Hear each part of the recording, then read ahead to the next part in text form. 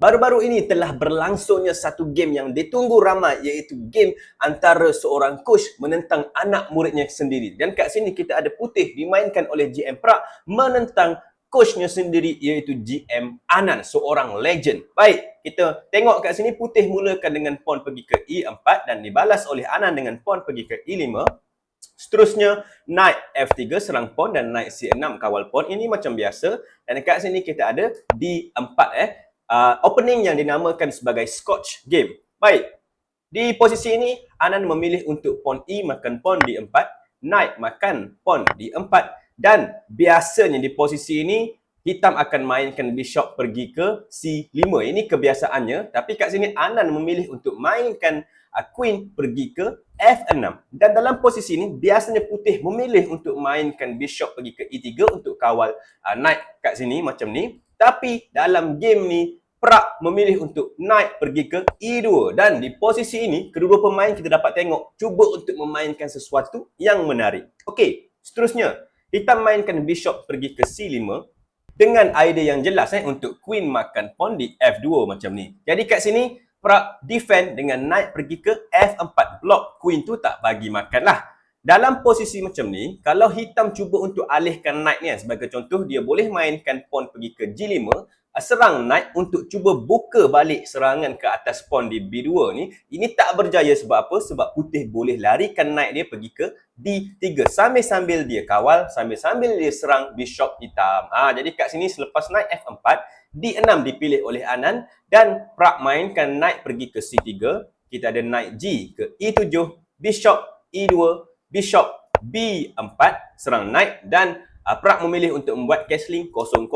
Kita ada pertukaran piece dengan bishop makan knight di C3, pawn B makan bishop dan C3 dan kat sini kita dapat tengok Putih bagi free pawn kepada hitam. Okey, kenapa dia buat macam ni? Okey, kita tengok. Kalau queen makan pawn C3, ini sebenarnya bukannya satu pawn yang diberi percuma sia-sia. Tidak. Idea Putih kat sini adalah nak letakkan rook ke B1 dan kemudian yang lepas ni dia akan letakkan dia punya bishop ke B2 dan kita dapat tengok bishop ni akan mendapat serangan yang sangat luas, sangat cantik kat situ. Pun sama dengan bishop tapak Putih kat sini, dia akan letakkan kat sini nanti dan dapat serangan yang berbahaya di sebelah sini. Jadi dalam posisi ni, idea Prak bagi pawn percuma adalah untuk supaya dia dapat buka permainan ni, open the position dan gunakan kedua-dua bishop pair dia ataupun double bishop dia kat sini. Itu adalah benda yang bahayalah. Biasa orang yang dapat dua bishop ni dia akan cuba untuk buka permainan. Dan memang kalau buka, memang bahayalah untuk hitam. Sebab tu kat sini Anan tak buka,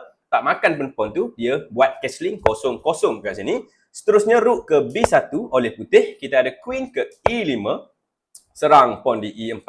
Jadi bishop D3 kawal pawn tersebut. Kita ada A6, C4 dan seterusnya F5 kat sini cuba untuk buat pertukaran pawn.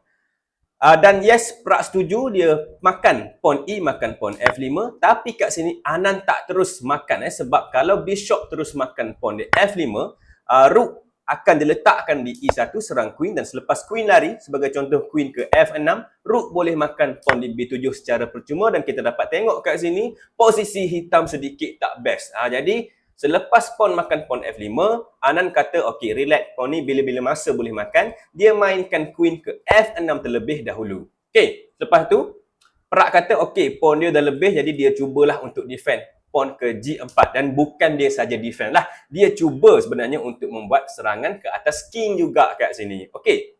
Di posisi ini hitam mainkan pawn pergi ke G6. Kita ada knight pergi ke D5 serang queen. Dan pertukaran knight kat sini, knight makan knight D5.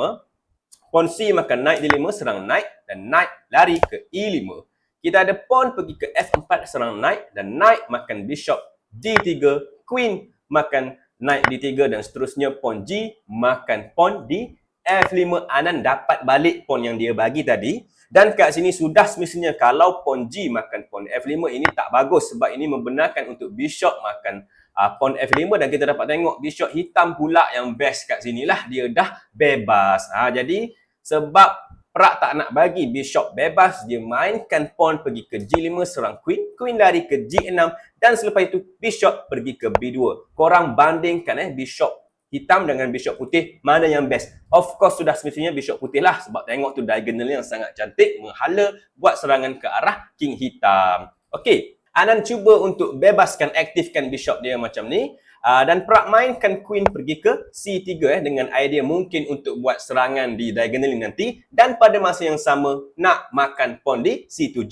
Jadi kat sini Anan mainkan pawn pergi ke C5 dan sudah semestinya tak bagus. Relax dulu, okey? Tak bagus terus masukkan queen ke H8 sebab apa? Sebab king boleh lari ke F7 dan tak ada serangan pun yang boleh disambung. Okey? Tak bagus. Jadi relax dulu, sudahkan siapkan benda yang belum siap. Jadi kat sini Prak bawakan dia punya rook pergi ke F3 dengan idea nak datang ke H3 dan seterusnya buat serangan ke arah king hitam. Okey? Baik. Hitam tengok benda ni jadi dia mainkan pawn ke H5, cuba untuk defend macam ni, tapi Prak pergi juga, dia kata rook H3 adalah gerakan yang bagus. Kenapa kita tengok lepas ni? Okey, king hitam cuba untuk lari kat sini, king lari ke F7 dan di sinilah Anan ataupun seorang coach kepada Prak ni telah miss ataupun tak perasan akan gerakan bagus yang Prak nak buat. Okey, korang boleh pause video ni kat sini dan cari apakah gerakan putih yang terbaik. Silakan. Untuk pengetahuan korang, GM Anan merupakan bekas juara dunia lah dan juga merupakan coach ataupun jurulatih kepada ramai anak-anak murid dia yang power sekarang, sebagai contoh Pranananda, Bukesh dan sebagainya dan lain-lain. Dan pada masa kini memanglah dia tak berapa aktif, tapi walaupun dia tak berapa aktif, dia masih lagi dikira sebagai seorang GM yang kuat. Sebab apa? Sebab dia masih lagi berada dalam top 10 kalau ikut ranking rating lah. Okey, baik, apa jawapan dia kat sini? Jawapannya adalah rook makan pawn di H5 sacrifice rook. Okey, kenapa ini bagus? Sebab kalau queen makan rook di H5, ini akan membenarkan queen putih untuk masuk ke F6 check.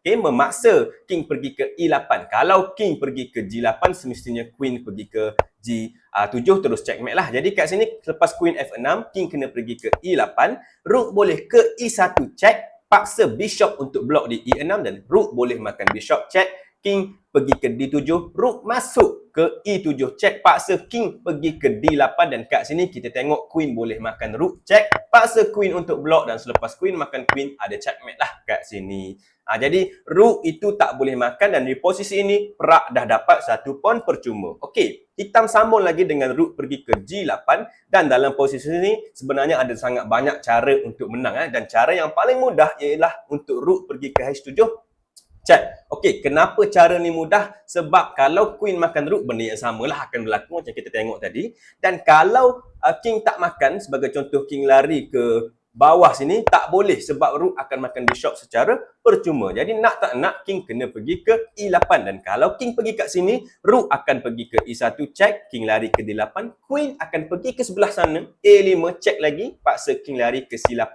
dan rook boleh masuk, rook E masuk ke E7 dan kita dapat tengoklah semua benda di 7 rank kat sini akan bahaya dan mungkin akan ada checkmate yang berlaku lah. Okay, ini adalah kalah serta-merta. Sebab itulah selepas rook G8 kat sini, tapi putih tak buat benda tu, okey, dia gerakkan king pergi ke F2, okey, memilih untuk membuat gerakan bagus juga tapi sedikit slow. Dan kat sini Anan kata, okey, cukuplah, anak murid aku dah bagus dah ni, aku memang ajar dah power dah dia ni, cukup. Dia resign dan menyerah kalah kat sini.